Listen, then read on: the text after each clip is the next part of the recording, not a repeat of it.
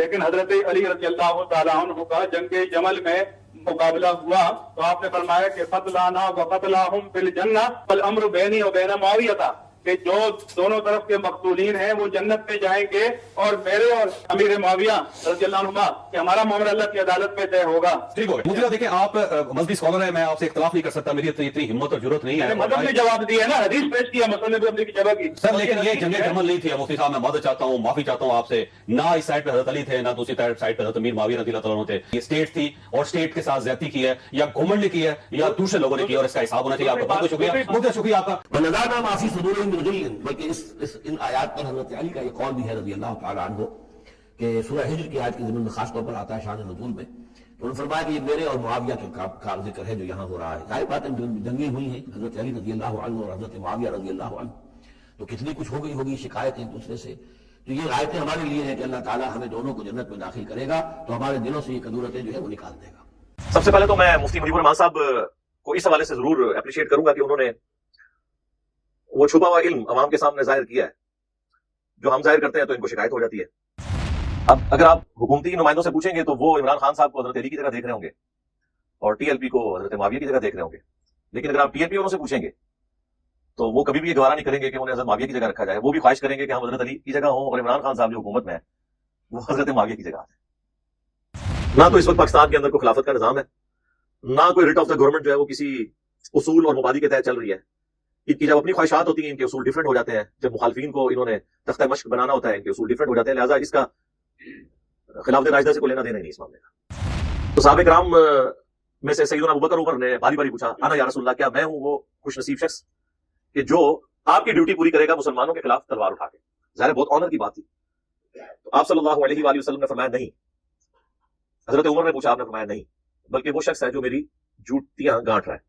تو صحابہ کرام فوراً دوڑ کر حضرت علی کے پاس گئے تاکہ انہیں یہ خوشخبری سنائے۔ تو حضرت علی نے جب وہ بات سنی تو انہوں نے اپنے چہرے کے آثار ایسے دیے کہ صحابہ کرام نے کہا کہ ہم سمجھ گئے کہ حضرت علی کو یہ بات پہلے سے معلوم ہے، ان کے فیس ایکسپریشن ایسے تھے۔ تو حضرت علی کو یہ بات پتہ تھی کہ مجھے بڑھاپے میں جا کر تلوار دوبارہ سے اٹھانی پڑے گی۔ باقی اصحاب ایک ایک پتھر اٹھا کے لا رہے تھے تعمیر کے لیے، اور عمار بن یاسر نے 2 پتھر اٹھائے ہوئے تھے۔ 50 سے 60 سال کے درمیان ان کی عمر تھی اس وقت، اس کے باوجود ایمان کا یہ لیول ہے کہ 2 پتھر اٹھائے ہوئے۔ اب نبی علیہ السلام نے ان کی جب قربانی کا یہ لیول دیکھا تو اپنے مبارک ہاتھوں سے ان کے چہرے اور داڑھی سے مٹی کو جھاڑا اور کہا، واہ عمار، افسوس ہے عمار، تو اسلام کے لیے اتنی خدمت کر رہا ہے، یعنی اس میں امپلائڈ تھا، افسوس تجھے ایک باغی جماعت قتل کرے گی، تو انہیں اللہ اور جنت کی طرف بلائے گا، وہ جماعت تجھے آگ کی طرف، جہنم کی طرف بلا رہی ہوگی۔ حضرت علی کی طرف سے آئے تھے عمار بن یاسر، اور ابو القادیہ حضرت معاویہ کی طرف سے تھے۔ ایک بالکل واضح ہو گیا کہ کس نے مارا، کس رضی اللہ تعالیٰ عنہ نے کس رضی اللہ تعالیٰ عنہ کی سپورٹ میں عمار رضی اللہ تعالیٰ عنہ کو شہید کیا۔ یہ بالکل کلیئر ہو گیا، اس میں کوئی دوسری رائے والی بات ہی نہیں ہے۔ کسی عالم کا حوالہ کوٹ کیا کہ وہ یہ کہتے ہیں کہ حضرت علی کو 2 اجر ملیں گے اور حضرت معاویہ کی اجتہادی خطا کی وجہ سے انہیں 1 اجر ملے گا۔ تو کہتے ہیں کہ میں یہ کہتا ہوں کہ حضرت معاویہ کی خطا کو اجتہادی کیسے کہہ دیا جائے، جبکہ انہیں یہ حدیث پہنچ چکی تھی کہ عمار کو ایک باغی جماعت قتل کرے گی، اس کے باوجود وہ اپنی بغاوت سے پیچھے نہیں ہٹے۔ کیا حضرت معاویہ اس بات پہ راضی نہیں ہے کہ انہیں برابر چھوڑ دیا جائے، چاہے جائے کہ انہیں 1 اجر بھی ملے؟ یعنی انہوں نے جو بغاوت کی ہے، بغاوت کوئی دین سے بغاوت نہیں ہے، سیاسی پولیٹیکل ٹرم میں بغاوت ہے، اسلام پہ تھے، مسلمان ہیں، صحابی ہیں، ہم رضی اللہ عنہ کہتے ہیں، وہ معاملہ الگ سے۔ تو کیا وہ اس پہ راضی نہیں کہ انہیں برابر چھوڑ دیا جائے بجائے اس کے کہ آپ 1 اجر بتائیں؟ مخالف کے اجر کی تو کبھی بات ہی نہیں ہوئی ہے۔ یعنی حضرت علی اگر جنگ جمل، صفین اور نہروان نعوذ باللہ نہ حق لڑتے تو بھی 1 اجر پا لیتے، سمجھ گئے آپ کو بات کی؟ اور الحمدللہ انہوں نے تینوں جنگیں حق کے اوپر لڑی، ان کے لیے ڈبل اجر ہے، مخالفین کے لیے کچھ بھی نہیں۔ ملا علی قاری، یعنی انہوں نے تو جس کو کہتے ہیں نا ایسے پورا آپریشن کر کے رکھ دیا کہ خلافت کی لالچ تھی، نمبر 2 اندر بغاوت تھی، نمبر 3 ڈھال بنایا ہوا تھا خون عثمان کو، یہ الفاظ ہم لکھے ہیں، فرنٹ پہ یہ ریزن بتائی ہوئی تھی جس طرح پولیٹیشنز کرتے ہیں، اور نمبر 4 ان کی اس ایکٹیویٹی کی وجہ سے قرآن اور سنت دونوں مہجور ہو گئے۔ اس کے بعد تو میرے خیال ہے قلم ٹوٹنے والی بات ہے، پیچھے تو کوئی بات بچ نہیں جاتی۔ مصنف ابن ابی شیبہ میں موجود ہے کہ حضرت علی رضی اللہ تعالیٰ عنہ نمازوں میں قنوت نازلہ پڑھا کرتے تھے معاویہ ابن ابی سفیان پہ، اللہم علیک بمعاویہ و اشیاعہ وعمر ابن عاص و اشیاعہ، اے اللہ معاویہ اور اس کے شیعہ کو تباہ و برباد کر، عمر ابن عاص اور اس کے شیعہ کو تباہ و برباد کر۔ تو وہ انہوں نے کبھی ان کے معاملے میں لینیئنٹ رویہ اختیار نہیں کیا، اور یہ جنت میں تختوں پر بیٹھے ہوں گے آمنے سامنے، یہ میرے، طلحہ، زبیر اور عثمان بن عفان رضی اللہ عنہم اجمعین علیہم السلام اجمعین کے بارے میں، یعنی ان کو مولا علی نے معاف کر دیا۔ ہمارے بھی استاد ڈاکٹر اسرار صاحب رحمہ اللہ، اللہ ان کی غلطیوں سے درگزر فرمائے، انہیں اپنے نیک کاموں کا اجر دے، انہوں نے بیان قرآن کے اندر تفسیر میں نا حضرت معاویہ کا نام بھی بیچ میں ڈال دیا۔ ظاہر ہے وہ ایک جو بندیت ذہن سے جو بلٹ اپ ہوا ہوتا ہے تو اس میں وہ اپنی مرضی سے ڈال دیتے ہیں. انہوں نے کہا جی حضرت علی نے کہا کہ میرے اور معاویہ کے بارے میں یہ آیت ہے. نہ ان کو نہیں معاف کیا. اور یہ بھی میں آپ کو بتاؤں جو انہوں نے مقتولین کا بھی بات کیا، اس کا یہ مطلب نہیں ہے کہ وہ نرم گوشہ رکھتے تھے. وہ بیسیکلی یہ کہنا چاہ رہے تھے کہ کسی بھی بغاوت کا جو سرغنہ ہوتا ہے نا وہ اصل میں مجرم ہوتا ہے. تو میں امید کرتا ہوں کہ ہمارے مقتولین اور جنگ صفین میں ہمارے مخالفین کے جو مقتولین ہیں وہ جنت میں جائیں گے. کیوں کہ ان کو تو کہانی کرائی گئی تھی کہ ہم قصاص عثمان لے رہے ہیں، تو بیچارے وہ مسچیف ہو گئے. پھر مقدمہ میرے اور معاویہ کے درمیان طے پائے گا. مراد یہ کہ میں معاویہ کا گریبان پکڑوں گا قیامت والے دن اللہ کی بارگاہ میں کہ اصل میں یہ بندہ ہے جس نے اپنے ساتھ لوگوں کو لگا کے تو میری خلافت کے خلاف خروج کیا. اب آپ کو سمجھ آئی؟ وہ کہتے ہیں جی عمر بن عبدالعزیز نے خواب دیکھا. دیکھو جب قرآن و سنت واضح موجود ہے تو خوابوں کے اوپر کھڑے ہوئے گے جی قیامت کا دن ہے. یہ امام غزالی نقل کر رہے ہیں. نازا کرو یار، قیامت کا دن ہے اور اللہ تعالیٰ کی بارگاہ میں علی بن ابی طالب کو بلایا جاتا ہے، اس کے بعد معاویہ بن ابی سفیان کو بلایا جاتا ہے. تھوڑی دیر بعد حضرت علی باہر نکلتے ہیں اور کہتے ہیں کہ واللہ مجھے میرا حق دلوا دیا گیا. اور پھر حضرت معاویہ نکلتے ہیں اس پردے سے باہر اور کہتے ہیں کہ واللہ مجھے معاف کر دیا گیا. تو وہ کہتے ہیں جی دیکھیں یہ آخرت کے فیصلے یہاں بیٹھ کے کر رہے ہیں. میرے بھائی اگر یہ خوابوں میں فیصلے ہونا ہوتے تو حضرت علی اس کو بیان فرما جاتے. اور پھر اس سے بڑھ کر جب نبی اسلام فرما رہے ہیں کہ مال کو باغی جماعت قتل کرے گی وہ انہیں اللہ اور جنت کی طرف بلائے گا، وہ جماعت جہنم کی طرف بلائے گی، تو اللہ کے نبی کو یہ خواب کو دکھا دیا جاتا ہے کہ آپ اس کو اپنی زندگی میں کنکلوڈ کر کے چلے جائیں، پیچھے امت نے لڑنا ہے تو آپ اپنے ہاتھوں سے یہ مسئلہ حل کر کے جائیں. یہ اتنے سادہ معاملات نہیں ہیں، خام خواہ کسی کی وکالت کرنے کی ضرورت نہیں. السلام علیکم ورحمۃ اللہ وبرکاتہ. لا حول ولا قوة الا بالله. حسبنا الله ونعم الوکیل. یا حی یا قیوم برحمتک استغیث. لا الہ الا انت سبحانک انی کنت من الظالمین. اللهم صل علی محمد وعلی آل محمد. ہاں جی، یہ سوال ہے. مفتی منیب الرحمان صاحب نے مشہور صحافی جاوید چودھری صاحب کے پروگرام کل تک میں ایکسپریس نیوز پر ٹی ایل پی اور گورنمنٹ کے درمیان تصادم میں شہید ہونے والوں کو جنگ صفین کے مقتولین سے تشبیہ دی اور دلیل کے طور پر مصنف ابن ابی شیبہ سے حضرت علی کا قول بھی پیش کیا. اس پر اینکر پرسن نے گھبرا کر گفتگو کا رخ بدل دیا اور مفتی صاحب کی لائن کاٹ دی. اس حوالے سے آپ کا کیا موقف ہے؟ میں نے یہ ویڈیو کلپ دیکھا جی. سب سے پہلے تو میں مفتی منیب الرحمان صاحب کو اس حوالے سے ضرور اپریشیٹ کروں گا کہ انہوں نے وہ چھپا ہوا علم عوام کے سامنے ظاہر کیا ہے. جو ہم ظاہر کرتے ہیں تو ان کو شکایت ہو جاتی ہے. ظاہر ہے کہ آج کے اس ماڈرن دور میں بھی ہم نے گائیڈ لائنز تو قرآن و سنت سے لینی ہے، صحابہ کرام علیہم رضوان کے افعال اور اعمال سے لینی ہے. اس سے بڑھ کر ہمارے پاس کوئی رول ماڈل نہیں ہے کہ ہم ان کو پیش کر سکیں. صحابہ کرام ظاہر ہے پریکٹیکلی اس طرح کی سچویشن سے گزرے تھے. اس حوالے سے تو یہ خوشائن چیز ہے مفتی صاحب کا اس ایگزامپل کو کوٹ کرنا. لیکن اس حوالے سے ہمیں ان سے گلہ ہے کہ انہوں نے اس کو جس حوالے سے پیش کیا ہے وہ وہاں پہ اس طریقے سے بنتا نہیں ہے. کیونکہ اگر ہم ان کی اس بات کو ٹھیک مان لیں تو یہ آپس میں دونوں پارٹیاں یہ ڈیسائیڈ ہی نہیں کر سکیں گی کہ کون حضرت علی کی جگہ کھڑا ہے اور کون حضرت معاویہ کی جگہ کھڑا ہے. انہوں نے مصنف ابن ابی شیبہ کی وہ حدیث موقوف کوٹ کی. مصنف ابن ابی شیبہ جو ہے نا جی، یہ روئے ارض پہ سب سے بڑا احادیث اور صحابہ کے آثار کا مجموعہ ہے.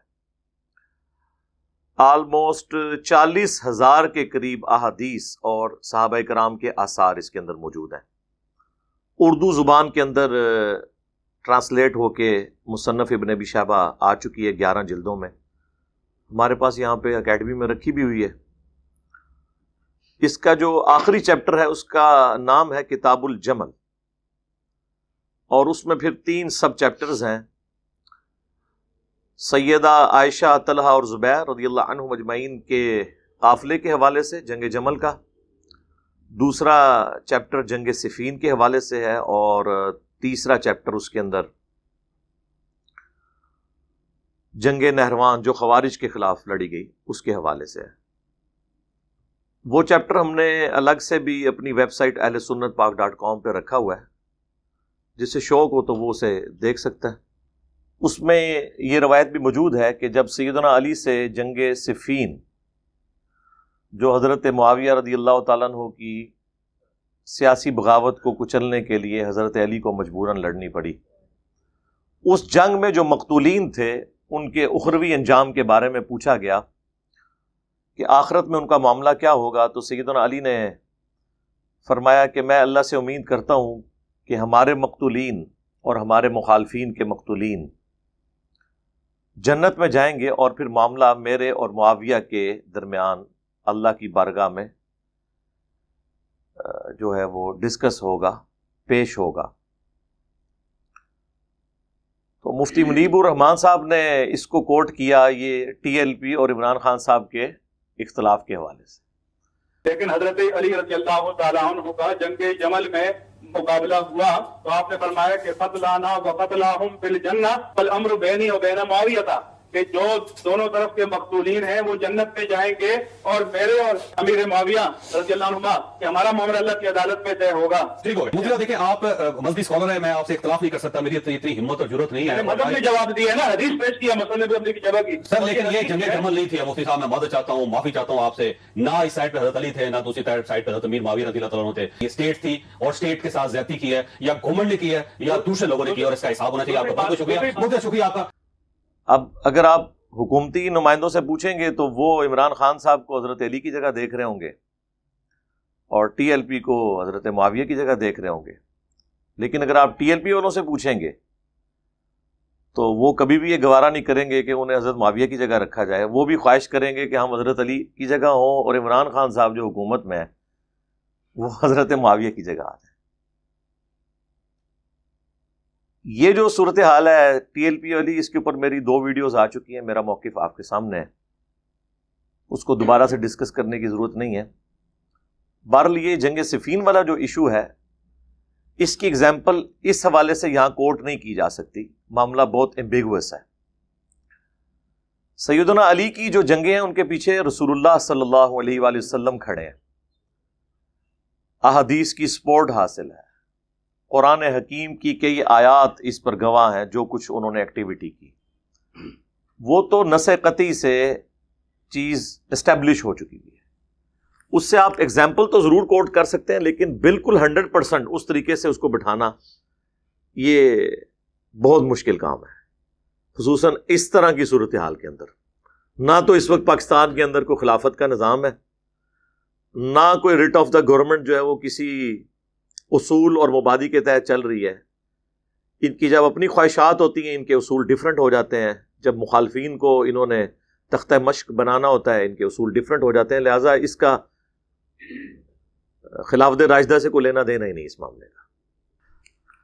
خلافت راشدہ کا جہاں تک تعلق ہے میرے بھائیوں، تو اس کے حوالے سے وہ بڑی مشہور حدیث ہے، سنن ابی داؤد کے اندر، جامع ترمذی کے اندر، مشکات کے اندر بھی موجود ہے، کہ اللہ کے محبوب صلی اللہ علیہ وآلہ وسلم نے فرمایا کہ میرے بعد تم بہت اختلاف دیکھو گے، اس وقت دین میں نئی نئی بدعتوں سے بچنا، اور علیکم بسنتی وسنت الخلفاء الراشدین المہدیین، میری سنت کو اور میرے ہدایت یافتہ خلفائے راشدین کی سنت کو لازم پکڑ لینا. یعنی خلفائے راشدین کے جو مخالفین ہیں ان کو اللہ کے محبوب صلی اللہ علیہ وآلہ وسلم نے اہل البدع قرار دیا. تو خلفائے راشدین کے پیچھے تو اللہ کے نبی کھڑے ہیں، ان کی پروفیسیز کھڑی ہیں. اس کی ایکسپلینیشن اس حدیث میں ہے جو ابو داؤد میں اور ترمذی میں موجود ہے کہ میرے بعد خلافت علی منہاج النبوہ 30 سال تک رہے گی، اس کے بعد ملوکیت ہو جائے گی. پھر حضرت سفینہ جو ہیں نبی علیہ السلام کے آزاد کردہ غلام، وہ اپنے شاگرد سعید تابعی سے کہتے ہیں کہ بیٹا گن، ابو بکر کے 2 سال، عمر کے 10 سال، عثمان کے 12 سال اور علی کے 6 سال. اور یہ 6 سال میں 5.5 سال مولا علی کے اور آلموسٹ 6 مہینے سیدنا حسن ابن علی کے. تو وہ شاگرد کہتا ہے کہ یہ بنو امیہ، بنو زرقا تو سمجھتے ہیں کہ حضرت علی علیہ السلام خلیفہ نہیں ہے. یہاں پہ امام داؤد نے علی علیہ السلام لکھا ہے، لیکن لوگوں نے عربی میں لکھا رہنے دیا، اردو میں رضی اللہ عنہ تعالیٰ کر دیا. اسلام 360 میں بھی یہی ہوا ہے. تو حضرت سفینہ کو اتنا غصہ آیا، انہوں نے فرمایا کہ یہ جھوٹ ان کی پیٹھ سے نکلا ہے اور ان کی اپنی بادشاہت روئے ارض کی بدترین بادشاہت ہے، یعنی بنو امیہ کو سیدنا سفینہ نے فرمایا۔ اب حضرت سفینہ کا انتقال ہوا ہے 74 ہجری میں، یزید کا زمانہ بھی انہوں نے پایا ہے۔ تو بعض لوگ یہ سمجھتے ہیں کہ یہ ان کا جو جملہ ہے وہ یزید ابن معاویہ کے بارے میں تھا، اس کے بارے میں بھی تھا لیکن اس سے پہلے بھی تھا۔ اس کا ثبوت یہ ہے کہ یہی حدیث جب مسند ابی داؤد الطیالسی میں آتی ہے اور مصنف ابن ابی شیبہ میں، تو وہ حضرت سفینہ سے وہ بندہ پوچھتا ہے کہ اگر خلافت راشدہ 30 سال تک ہے تو حضرت معاویہ کا کیا سٹیٹس ہے؟ تو کہتے ہیں کہ حضرت معاویہ رضی اللہ تعالیٰ عنہ بادشاہ ہیں۔ ویسے تو خلیفۃ المسلمین تو آپ کہہ لیں کسی کو بھی، لیکن وہ جو ٹرم ہے نا خلیفہ راشد، اس اعتبار سے وہ خلیفہ نہیں، وہ ملک ہے، بادشاہ ہے۔ اور مصنف ابن ابی شیبہ میں جو الفاظ ہیں اس میں یہ ہے کہ یہ سخت گیر بادشاہ ہیں اور ان کا پہلا بادشاہ معاویہ ابن ابی سفیان ہے رضی اللہ تعالیٰ عنہ۔ ہم تو احترام سے ہی نام لیں گے۔ تو یعنی انہوں نے کہا وہاں سے یہ کاٹ کھانے والی ملوکیت شروع ہوئی ہے، جو مسند احمد میں حدیث موجود ہے، مشکات میں بھی، کہ خلافت علی منہاج نبوہ کے بعد کاٹ کھانے والی ملوکیت شروع ہو جائے گی۔ تو خلفائے راشدین کے پیچھے تو اللہ کے نبی صلی اللہ علیہ وآلہ وسلم کی مبارک ذات کھڑی ہوئی ہے ان کی سپورٹ میں۔ اور جنگ جمل، صفین اور نہروان کا جہاں تک تعلق ہے، اس میں تو اسپیسیفکلی نبی علیہ السلام کی الگ سے پیش گوئیاں موجود ہیں۔ وہ ٹاپک کافی لمبا ہو جائے گا، میں نے اپنے کربلا والے ریسرچ پیپر کے اندر یہ تمام ٹاپکس ڈسکس کیے ہیں بڑی تفصیل کے ساتھ، وہ آپ ہماری ویب سائٹ سے ڈاؤن لوڈ کر سکتے ہیں۔ ڈاک میں اگر کسی نے مفت منگوانا ہے 200 احادیث کی روشنی میں، اکثر بخاری اور مسلم سے ہیں۔ صبح 9 سے لے کر شام 5 بجے تک ہمارا سیل نمبر اکیڈمی کا کھلا ہوتا ہے، 032159000162۔ مفت آپ منگوا سکتے ہیں، صرف TCS کا ڈاک کا آپ خرچہ دیں گے، انشاءاللہ فری آپ کو یہ 12 کا پیکج مل جائے گا، جس میں 9 ریسرچ پیپرز ہیں اور 3 اذکار کارڈ۔ اس میں تفصیل سے میں نے اس کو ڈسکس کیا ہوا ہے۔ جنگ صفین جن کا حوالہ مفتی صاحب نے دیا، وہ غلطی سے جنگ جمل انہوں نے کہہ دیا، وہ جنگ صفین تھی۔ اس کے حوالے سے تو کئی ایک احادیث ہیں۔ ایک تو وہ جنرل حدیث ہے جو مسند امام احمد میں ہے، المستدرک للحاکم میں ہے، سنن نسائی الکبریٰ کے اندر ہے، کہ اللہ کے محبوب صلی اللہ علیہ وآلہ وسلم ایک دفعہ اپنی ایک زوجہ محترمہ کے گھر سے نکلے صحابہ کرام کے ساتھ، راستے میں آپ کا جوتا ٹوٹ گیا، تو آپ نے اپنی وہ جوتی مبارک سیدنا علی کو دی گانٹھنے کے لیے، اور پھر آپ سائڈ پہ کھڑے ہو گئے، انتظار کرنے لگے۔ اور راوی کہتے ہیں کہ اس وقت ہم میں حضرت ابوبکر اور عمر بھی موجود تھے رضی اللہ تعالی عنہما۔ تو آپ صلی اللہ علیہ وآلہ وسلم نے حضرت علی کی غیر موجودگی کا فائدہ اٹھاتے ہوئے صحابہ کرام سے کہا کہ دیکھو اللہ تعالیٰ نے مجھے قرآن دے کر مبعوث کیا، قرآن کی تنزیل کی خاطر، ظاہر قرآن میں حکم آیا نا قتال کا، مجھے ایز اے لاسٹ ریزارٹ اپنی قوم کے خلاف تلوار اٹھانی پڑی قرآن منوانے کے لیے۔ لیکن تم میں ایک ایسا شخص بھی ہے کہ جسے مسلمانوں کے خلاف تلوار اٹھانی پڑے گی قرآن منوانے کے لیے، قرآن کی تفسیر بنے گا وہ۔ قرآن کی تفسیر کیسے؟ سورۃ الحجرات میں ہے کہ اگر کوئی مسلمانوں کا گروہ باغی ہو جائے تو اس سے قتال کرو یہاں تک کہ وہ اپنی بغاوت کو چھوڑ دے۔ جب وہ بغاوت چھوڑ دے پھر ٹھیک ہے، اس کے ساتھ آپ کو ایگزسٹ کریں، لیکن اس کے خلاف قتال کرنا ہے، اسے آمادہ کرنا ہے۔ اور خلیفہ راشد کے لیے تو اسپیسیفکلی وہ آیت بھی آپ کوٹ کر سکتے ہیں، سورۃ النساء کی آیت نمبر 59، یا ایھا الذین آمنوا اطیعوا اللہ واطیعوا الرسول واولی الامر منکم، اے اہل ایمان اطاعت کرو اللہ کی اور اس کے رسول کی، اور جو تم میں حکمران ہے اس کی بھی اطاعت کرو۔ تو خلفائے راشدین تو اس میں بھی، اس کیٹیگری میں بھی فال کرتے ہیں۔ تو صحابہ کرام میں سے سیدنا ابوبکر عمر نے باری باری پوچھا، انا یا رسول اللہ، کیا میں ہوں وہ خوش نصیب شخص کہ جو آپ کی ڈیوٹی پوری کرے گا مسلمانوں کے خلاف تلوار اٹھا کے؟ ظاہر بہت آنر کی بات تھی۔ تو آپ صلی اللہ علیہ وآلہ وسلم نے فرمایا نہیں۔ حضرت عمر نے پوچھا، آپ نے فرمایا نہیں۔ بلکہ وہ شخص ہے جو میری جوتیاں گانٹھ رہا ہے۔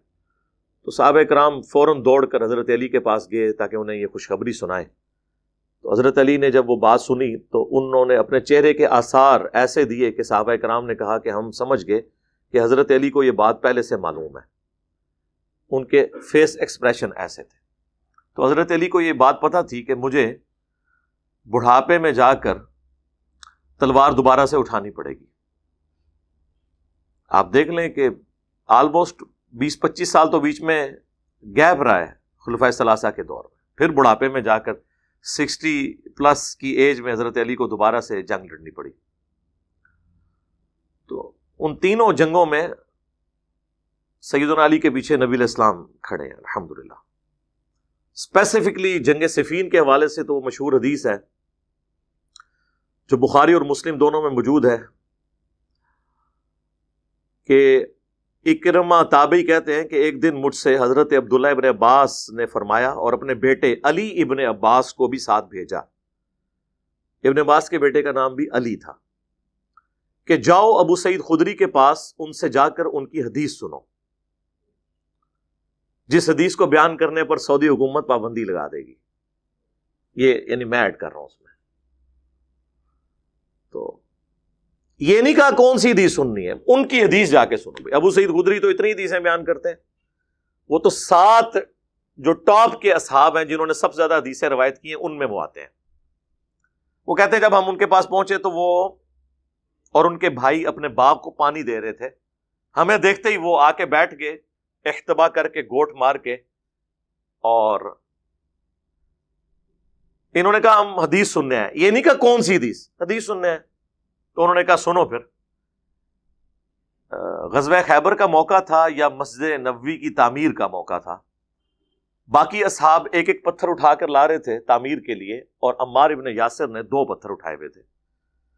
50 سے 60 سال کے درمیان ان کی عمر تھی اس وقت، اس کے باوجود ایمان کا یہ لیول ہے کہ 2 پتھر اٹھائے ہوئے۔ اب نبی علیہ السلام نے ان کی جب قربانی کا یہ لیول دیکھا تو اپنے مبارک ہاتھوں سے ان کے چہرے اور داڑھی سے مٹی کو جھاڑا اور کہا واہ عمار، افسوس ہے عمار، تو اسلام کے لیے اتنی خدمت کر رہا ہے، یعنی اس میں امپلائڈ تھا، افسوس تجھے ایک باغی جماعت قتل کرے گی، تو انہیں اللہ اور جنت کی طرف بلائے گا، وہ جماعت تجھے آگ کی طرف، جہنم کی طرف بلا رہی ہوگی۔ تو حضرت عمار کہتے ہیں اے اللہ میں اس فتنے سے تیری پناہ میں آتا ہوں، یعنی وہ آزمائش تو آئے گی، مجھے ثابت قدم رکھنا۔ تو یہ حدیث عمار کہلاتی، یہ متواتر حدیث ہے، یعنی کئی اصحاب سے ہے، ابو سعید خدری سے ہے، عبداللہ ابن عباس سے ہے، ام سلمہ سے ہے، عمر بن عاص سے ہے، عبداللہ ابن عمر بن عاص سے ہے، حضرت معاویہ ابن ابی سفیان سے بھی یہ حدیث روایت ہے مسند احمد میں، اور وہ مسند احمد میں 4 احادیث ہیں جو میں نے اپنے ریسرچ پیپر میں جمع کی ہیں۔ ابو الغادیہ ایک صحابی تھے، اصحاب شجرہ میں سے تھے، یعنی اتنے اولو العزم اصحاب میں سے تھے، ان سے جنگ صفین میں حضرت عمار کا قتل ہوا اور وہ پوری زندگی روتے تھے، اور ان کو یہ بھی حدیث پہنچی ہوئی تھی کہ عمار کو قتل کرنے والا اور اس کا مال غنیمت کے طور پہ لوٹنے والا جہنم کی آگ میں، وہ پوری زندگی اس سے روتے تھے۔ ہم تو ان کو رضی اللہ تعالیٰ عنہ ہی کہیں گے، ان کا اور اللہ کا معاملہ ہے۔ بہرحال جن لوگوں نے انہیں بچانے کی کوشش کی، خصوصاً ابن حجر اسقلانی نے، تو اس پہ شیخ البانی جو محدث اعظم تھے سعودیہ میں، البانیہ کے رہنے والے تھے، انہوں نے گرفت کی اور انہوں نے فرمایا کہ یہ جو تم لوگ کہہ رہے ہو نا کہ مسلم میں حدیث ہے کہ جن لوگوں نے میرے ہاتھ پر درخت کے نیچے بیعت کی انہیں جہنم کی آگ نہیں چھوئے گی، تو یہ جنرل حدیث ہے، اگر کسی کے بارے میں یہ تخصیص آ جائے کہ وہ جہنمی ہے یا آگ میں ہے، اس سے یہ فضیلت اٹھ جائے گی۔ ابو الغادیہ سے یہ فضیلت اٹھ گئی، کیونکہ نبی علیہ السلام نے اسپیسیفکلی فرما دیا کہ عمار کا قاتل اور مال لوٹنے والا جہنم کی آگ میں۔ تو ظاہر ہے وہ حضرت علی کی طرف سے آئے ہوئے تھے عمار ابن یاسر، اور ابو الغادیہ حضرت معاویہ کی طرف سے تھے۔ ایک بالکل واضح ہو گیا کہ کس نے مارا، کس رضی اللہ تعالیٰ عنہ نے کس رضی اللہ تعالی عنہ کی سپورٹ میں عمار رضی اللہ تعالیٰ عنہ کو شہید کیا. یہ بالکل کلیئر ہو گیا, اس میں یعنی کوئی دوسری رائے والی بات ہی نہیں ہے. تو حضرت عمار بن یاسر کی جو شہادت ہے نا, یہ آج تک لوگوں کے گلے میں اٹکی ہوئی ہے. لیکن میں بتاؤں آپ کو, پرانے محدثین جتنے بھی ہیں نا, وہ بالکل اس کے اوپر اپنے واضح کامنٹس لکھتے ہیں. وہ محدثین اور شارحین احادیث کے جن کو آج تمام مکاتب فکر کے لوگ عزت کی نگاہ سے دیکھتے ہیں, یعنی وہ میری ویڈیوز سے متاثر نہیں تھے. مثلاً پوری دنیا میں حنفیوں کے چند بڑے ائمہ جو ہیں, ان میں سے ایک علامہ بدر الدین عینی ہے رحمہ اللہ, المتوفا 855 ہجری, آج سے آلموسٹ 600 سال پہلے. تاریخ اسلام میں صحیح بخاری کی سب سے بیسٹ جو 2 شروحات لکھی گئی ہیں نا, ان میں سے ایک انہوں نے لکھی ہے. اور اسی زمانے میں انہی کے ہم اثر تھے ایک شافعی عالم, شافعی سے مراد مقلد نہیں, یعنی اسکول آف تھاٹ کو فالو کرنے والے, ابن حجر اسقلانی المتوفا 852 ہجری. انہوں نے فتح الباری لکھی, اور انہوں نے لکھی عمدۃ القاری, علامہ بدر الدین عینی نے. عمدۃ القاری میں انہوں نے اسی ٹاپک کے اوپر بحث کرتے ہوئے لکھا, کسی عالم کا حوالہ کوٹ کیا کہ وہ یہ کہتے ہیں کہ حضرت علی کو 2 اجر ملیں گے, اور حضرت معاویہ کی اجتہادی خطا کی وجہ سے انہیں 1 اجر ملے گا. تو کہتے ہیں کہ میں یہ کہتا ہوں کہ حضرت معاویہ کی خطا کو اجتہادی کیسے کہہ دیا جائے, جبکہ انہیں یہ حدیث پہنچ چکی تھی کہ عمار کو ایک باغی جماعت قتل کرے گی. اس کے باوجود وہ اپنی بغاوت سے پیچھے نہیں ہٹے. کیا حضرت معاویہ اس بات پہ راضی نہیں ہے کہ انہیں برابر چھوڑ دیا جائے, چاہے جائے کہ انہیں 1 اجر بھی ملے؟ یعنی انہوں نے جو بغاوت کی ہے, بغاوت کوئی دین سے بغاوت نہیں ہے, سیاسی پولیٹیکل ٹرم میں بغاوت ہے. اسلام پہ تھے, مسلمان ہیں, صحابی ہیں, ہم رضی اللہ عنہ کہتے ہیں, وہ معاملہ الگ سے. تو کیا وہ اس پہ راضی نہیں کہ انہیں برابر چھوڑ دیا جائے, بجائے اس کے کہ آپ 1 اجر بتائیں؟ اور یہ میں آپ کو بتاؤں, اجتہادی خطا والا بھی مسئلہ جو ہے, یہ ہم نے بھی اپنے پمفلٹ پہ لکھا, اس پہ میری کلیریفیکیشن بھی آ گئی تھی, اور وہ دعوت کی حکمت کے تحت ہم معاملات کو لے کے چل رہے تھے. پھر ہم نے بعد میں آہستہ آہستہ وہ چیزیں کھول کے بیان کرنا شروع کر دی. دیکھیں, اجتہادی خطا والی جو حدیث ہے وہ اس طرح ہے ہی نہیں ہے.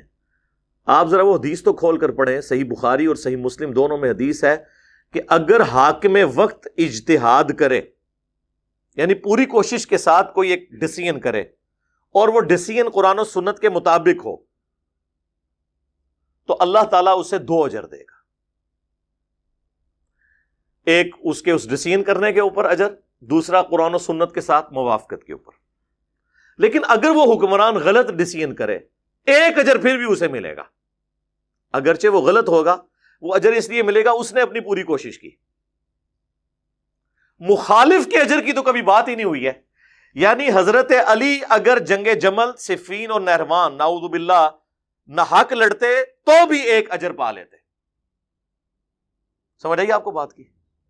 اور الحمدللہ انہوں نے تینوں جنگیں حق کے اوپر لڑی, ان کے لیے ڈبل اجر ہے, مخالفین کے لیے کچھ بھی نہیں.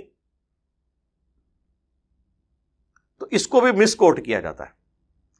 پھر ایک اور حنفی عالم ہے ملا علی قاری, جن کو آپ نے بڑا مشہور سنا ہوگا. 1014 ہجری میں وہ فوت ہوئے, آج سے آلموسٹ 400 سال پہلے. انہوں نے مشکات المصابیح کی شرح لکھی ہے, مرقاہ. پوری دنیا کے اندر یہ مشہور شرح ہے, اس سے بیسٹ شرح کسی نے نہیں لکھی. اس میں انہوں نے قتل عمار والی حدیث کے کانٹیکسٹ میں بہت سخت الفاظ لکھے ہیں. یقین کریں میں نے کبھی یہ لفظ نہیں بولے ہیں, لیکن ملا علی قاری کا نام بھی یہ وضو کر کے لیتے ہیں. اتنے بڑے وہ عالم ہیں, دیوبند اور بریلوی. ان کے بابے ہیں, اچھے والے بابے, برے والے بابے نہیں. تو وہ لکھتے ہیں کہ جب حضرت معاویہ کو یہ بات معلوم ہو چکی تھی کہ عمار کی شہادت ہو گئی ہے, تو انہیں چاہیے تھا کہ وہ فوراً سے پہلے اپنی بغاوت سے رجوع کرتے اور خلافت منفیہ یعنی فائدہ اٹھانے والی اس کی طلب چھوڑ دیتے. یعنی انہوں نے یہ کہا کہ یہ حضرت معاویہ خلافت کے اصول کے لیے حضرت علی سے لڑ رہے تھے. پھر انہوں نے اس کو کھولا ہے مزید. انہوں نے کہا کہ وہ باطن میں بغاوت چھپائے ہوئے تھے اور ظاہر میں خون عثمان کا سہارا لے رکھا تھا. یعنی وہ کہہ رہے تھے یہ حضرت عثمان کی جو شہادت کے بدلے والا تھا نا مسئلہ، یہ فرنٹ پہ انہوں نے ایک رکھا ہوا تھا لوگوں کی آنکھوں میں دھول جھونکنے کے لیے. ظاہر یہی کچھ ہوتا ہے نا، جب اندر کچھ اور باہر کچھ. میں منافق کا لفظ تو نہیں استعمال کرتا، لیکن یہ ملا علی قاری کیا لکھ رہے ہیں. وہ کہتے ہیں ان پر واجب تھا کہ وہ رجوع کر لیتے، لیکن کہتے ہیں افسوس انہوں نے اس معاملے میں اپنے اس سٹانس سے رجوع نہیں کیا، اور انہوں نے کہا کہ اس کا اینڈ رزلٹ یہ نکلا کہ قرآن اور سنت دونوں مہجور ہو گئے. یعنی قرآن کو بھی انہوں نے پس پش ڈال دیا اور سنت کو بھی پس پش ڈال دیا. اب یہ کتنے بڑے، یعنی کتنے گاڑے قسم کے فتوے ہیں. ہم نے تو کبھی یہ الفاظ نہیں بولے. یہ کون بول رہا ہے؟ ملا علی قاری. یعنی انہوں نے تو جس کو کہتے ہیں نا ایسے پورا آپریشن کر کے رکھ دیا کہ خلافت کی لالچ تھی، نمبر 2 اندر بغاوت تھی، نمبر 3 ڈھال بنایا ہوا تھا خون عثمان کو. یہ الفاظ انہوں نے لکھے ہیں. یعنی فرنٹ پہ یہ ریزن بتائی ہوئی تھی جس طرح پولیٹیشینز کرتے ہیں. اور نمبر 4 ان کی اس ایکٹیویٹی کی وجہ سے قرآن اور سنت دونوں مہجور ہو گئے. اس کے بعد تو میرا خیال ہے قلم ٹوٹنے والی بات ہے، پیچھے تو کوئی بات بچ نہیں جاتی. اتنے سخت الفاظ کے ساتھ انہوں نے جو ہے وہ اس مقدمے کو عوام کے سامنے پیش کیا. اس کے علاوہ بھی بہت کچھ میں نے کربلا والا ریسرچ پیپر میرے ٹیبل پہ ہی پڑھا ہوتا ہے ہر وقت. اس پہ میں نے لکھ دیا ہے، جسے شوق ہے تو وہ پڑھ سکتا ہے. اس کے سامنے انشاءاللہ تعالی حقائق آ جائیں گے. اب یہ مفتی صاحب نے جو روایت بیان کی یہ مصنف ابن ابی شیبہ میں ہے، لیکن مصنف ابن ابی شیبہ میں صرف یہ روایت نہیں ہے کہ میں اللہ سے امید کرتا ہوں کہ ہمارے مقتولین اور ان کے مقتولین جنت میں ہوں گے اور مقدمہ میرے اور معاویہ کے درمیان طے پائے گا. مصنف ابن ابی شیبہ میں ہی موجود ہے کہ حضرت علی رضی اللہ تعالیٰ عنہ نمازوں میں قنوت نازلہ پڑھا کرتے تھے معاویہ ابن ابی سفیان پہ. اللہم علیک بمعاویۃ و اشیاعہ و عمر ابن عاص و اشیاعہ. اے اللہ معاویہ اور اس کے شیعہ کو تباہ و برباد کر، عمر ابن عاص اور اس کے شیعہ کو تباہ و برباد کر. تو وہ انہوں نے کبھی ان کے معاملے میں لینینٹ رویہ اختیار نہیں کیا. مصنف ابن ابی شیبہ میں جنگ جمل کے جو باغی ہیں ان کے بارے میں حضرت علی کہتے ہیں کہ میں اللہ سے امید کرتا ہوں کہ یہ جو قرآن میں آیت ہے سورۃ الحجر میں کہ اللہ تعالیٰ مومنین کے دلوں میں جو ایک دوسرے کے بارے میں کوئی نفرتیں آ گئی ہیں، کوئی غل آ گیا، وہ نکال دے گا اور یہ جنت میں تختوں پر بیٹھے ہوں گے آمنے سامنے. یہ میرے، طلحہ، زبیر اور عثمان بن عفان رضی اللہ عنہم اجمعین وعلیہم السلام اجمعین کے بارے میں. یعنی ان کو مولا علی نے معاف کر دیا. ہمارے بھی استاد ڈاکٹر اسرار صاحب رحمہ اللہ، اللہ ان کی غلطیوں سے درگزر فرمائے، انہیں اپنے نیک کاموں کا اجر دے. انہوں نے بیان القرآن کے اندر تفسیر میں نا حضرت معاویہ کا نام بھی بیچ میں ڈال دیا. وَنَزَعْنَا مَا فِي صُدُورِهِم مِّن غِلٍّ، بلکہ ان آیات پر حضرت علی کا یہ قول بھی ہے رضی اللہ تعالیٰ عنہ کہ سورہ ہجر کی آیت کی ضمن میں خاص طور پر آتا ہے شان نزول میں. تو انہوں نے فرمایا کہ یہ میرے اور معاویہ کا ذکر ہے جو یہاں ہو رہا ہے. ظاہر بات ہے جنگیں ہوئی ہیں حضرت علی رضی اللہ عنہ اور حضرت معاویہ رضی اللہ عنہ، تو کتنی کچھ ہو گئی ہوگی شکایت ایک دوسرے سے. تو یہ آیتیں ہمارے لیے ہیں کہ اللہ تعالیٰ ہمیں دونوں کو جنت میں داخل کرے گا تو ہمارے دلوں سے یہ کدورتیں جو ہے وہ نکال دے گا. وہ ظاہر ہے وہ ایک دیوبندیت ذہن سے جو بلٹ اپ ہوا ہوتا ہے تو اس میں وہ اپنی مرضی سے ہی ڈال دیتے ہیں. انہوں نے کہا جی حضرت علی نے کہا کہ میرے اور معاویہ کے بارے میں یہ آیت ہے، نہ ہاں ان کو نہیں معاف کیا. اور یہ بھی میں آپ کو بتاؤں جو انہوں نے مقتولین کا بھی بات کی ہے، اس کا یہ مطلب نہیں ہے کہ وہ کوئی نرم گوشہ رکھتے تھے. وہ بیسیکلی یہ کہنا چاہ رہے تھے کہ کسی بھی بغاوت کا جو سرغنہ ہوتا ہے نا وہ اصل میں مجرم ہوتا ہے. تو میں امید کرتا ہوں کہ ہمارے مقتولین اور جنگ صفین میں ہمارے مخالفین کے جو مقتولین ہیں وہ جنت میں جائیں گے. کیوں؟ کہ ان کو تو کہانی یہ کرائی گئی تھی کہ ہم قصاص عثمان لے رہے ہیں، تو بیچارے وہ مسچیف ہو گئے. پھر مقدمہ میرے اور معاویہ کے درمیان طے پائے گا. مراد یہ کہ میں معاویہ کا گریبان پکڑوں گا قیامت والے دن اللہ کی بارگاہ میں کہ اصل میں یہ بندہ ہے جس نے اپنے ساتھ لوگوں کو لگا کے تو میری خلافت کے خلاف خروج کیا. اب آپ کو سمجھ آئی؟ اس بات کا یہ مطلب نہیں ہے کہ وہ کہہ رہے ہیں کہ ان کو تو میں معاف کر دیا ہے اور حضرت معاویہ کو میں اللہ سے خود ساتھ ہو کے معافی لے دوں گا. اور جس طرح وہ کہتے ہیں جی عمر بن عبدالعزیز نے خواب دیکھا. دیکھو جب قرآن و سنت واضح موجود ہے تو خوابوں کے اوپر کھڑے ہوئے ہیں. یہ جی قیامت کا دن ہے، یہ امام غزالی نقل کر رہے ہیں. اندازہ کرو یار، قیامت کا دن ہے اور اللہ تعالیٰ کی بارگاہ میں علی ابن ابی طالب کو بلایا جاتا ہے، اس کے بعد معاویہ ابن ابی سفیان کو بلایا جاتا ہے. تھوڑی دیر بعد حضرت علی باہر نکلتے ہیں اور کہتے ہیں کہ واللہ مجھے میرا حق دلوا دیا گیا. اور پھر حضرت معاویہ نکلتے ہیں اس پردے سے باہر اور کہتے ہیں کہ واللہ مجھے معاف کر دیا گیا. تو وہ کہتے ہیں جی دیکھیں یہ آخرت کے فیصلے یہاں بیٹھ کے کر رہے ہیں. میرے بھائی اگر یہ خوابوں میں فیصلے ہونا ہوتے تو حضرت علی اس کو بیان فرما جاتے. اور پھر اس سے بڑھ کر جب نبی علیہ السلام فرما رہے ہیں کہ عمار کو باغی جماعت قتل کرے گی، وہ انہیں اللہ اور جنت کی طرف بلائے گا، وہ جماعت جہنم کی طرف بلائے گی، تو اللہ کے نبی کو یہ خواب کو دکھا دیا جاتا کہ آپ اس کو اپنی زندگی میں کنکلوڈ کر کے چلے جائیں، پیچھے امت نے لڑنا ہے تو آپ اپنے ہاتھوں سے یہ مسئلہ حل کر کے جائیں. یہ اتنے سادہ معاملات نہیں ہیں. خام خواہ کسی کی وکالت کرنے کی ضرورت نہیں ہے. اور میں خصوصاً دیوبند، بریلوی اور اہل الحدیث ان سے یہ ریکویسٹ کروں گا کہ آپ لوگ تو بڑے شد و مد کے ساتھ حق چار یار کا نعرہ لگاتے ہیں، تو اس نعرے کے اندر ہی قیامت مضمر ہے. اس کے بعد سیاست معاویہ زندہ باد نہ لگایا کریں، خلافت راشدہ حق چار یار یا خلافت راشدہ زندہ باد یہ نعرے لگایا کریں تو ہم بھی آپ کے ساتھ کھڑے ہوں گے.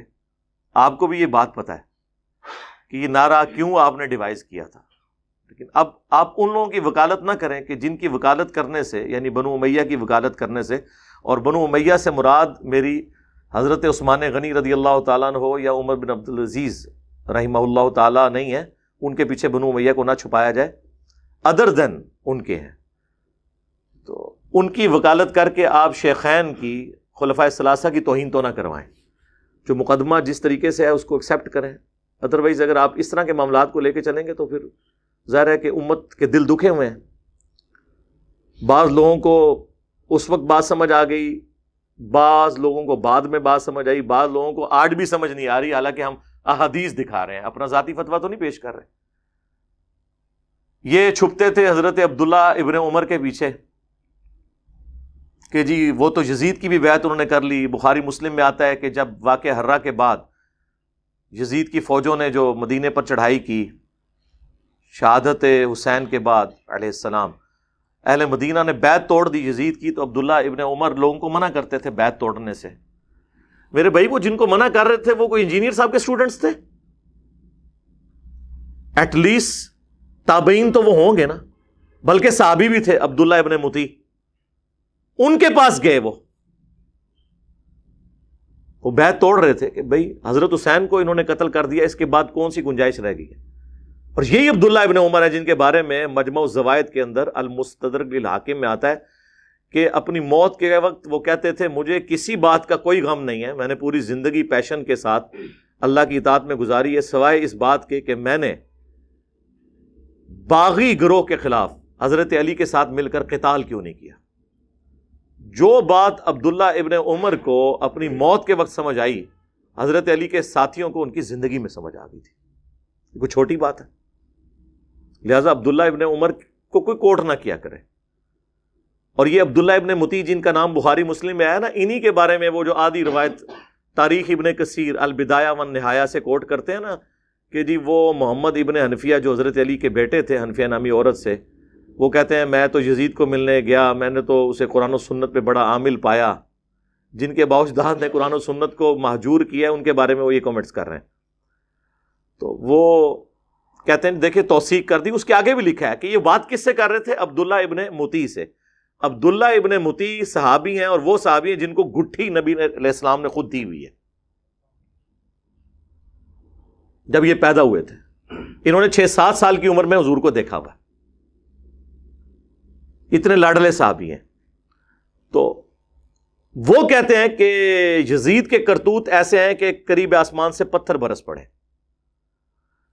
تو عبداللہ ابن مطیع صحابی ہیں اور محمد بن انفیہ صحابی نہیں تابعی ہے. جب صحابی اور تابعی کا کول ٹکرائے گا تو ہم صحابی کی بات کو مانیں گے. ویسے تو یہ صحابہ کی رٹ لگاتے ہیں, وہ یہ اسی طریقے سے ہے, وہ جیسے لوگ عشق رسول کی رٹ لگاتے ہیں, لیکن جب رسول اللہ کی کوئی بات پیش کی جائے تو ماننے کے لیے تیار ہی نہیں ہوتے. تو اللہ کے فضل سے یہ معاملات بالکل کلیئر ہیں. اب کسی نے نہیں سمجھنے تو وہ نہ سمجھے. مفتی منیب الرحمان صاحب سے بات شروع ہوئی تھی, اس بات پہ تو ہم خوشی کا اظہار کرتے ہیں کہ انہوں نے پبلکلی یعنی یہ بات کر دی, لاکھوں لوگوں تک پہنچ گئی. اب اسی کی آڑ میں ہم نے بھی اس کو ایکسپلین کر دیا. کہتے ہیں نا یہ موضوع نہ بنایا کریں, تو جناب ابھی بھی میں نے موضوع نہیں بنایا, موضوع بنا ہوا تھا, اس کو ہم نے منطقی انجام تک پہنچایا ہے ویلیو ایڈیشن کر کے کہ خدا کے لیے مولا علی رضی اللہ تعالیٰ عنہ علیہ السلام کے پیچھے رسول اللہ کھڑے ہیں, ان کی احادیث کھڑی ہیں, ان کا کمپیریزن آپ آج کے حکمرانوں یا ان حکمرانوں کے مخالفین کے ساتھ اس کے ساتھ نہ کریں.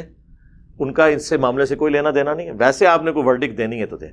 بہرحال وہ جاوید چودھری صاحب بھی اس کے اوپر کافی پریشان ہوئے, انہوں نے اس کو فوراً فون کال ہی کاٹ دی. ان کو یہ پتہ چل گیا کہ مصیبت کھڑی ہو جائے گی, لیکن مصیبت جو کھڑی ہونی تھی وہ ہو گئی. آپ کو پتہ ہے ہمارے لوگ تو وہ عقابی نظروں کے ساتھ بیٹھے ہوتے ہیں. میں نے تو دیکھا ہی نہیں تھا, مجھے تو لوگوں نے کہا جی آ گیا جی جناب کلپ, تو کم جناب چکنا ہے ساڑی طرف سوال پاؤ. ٹھیک ہے جی, پاؤ سوال, تاکہ لوگوں کے سامنے سارے معاملات آ جائیں. درود شریف پڑھیں. اللہم صلی علی محمد وعلی آل محمد واصحاب محمد اجمعین الی یوم الدین.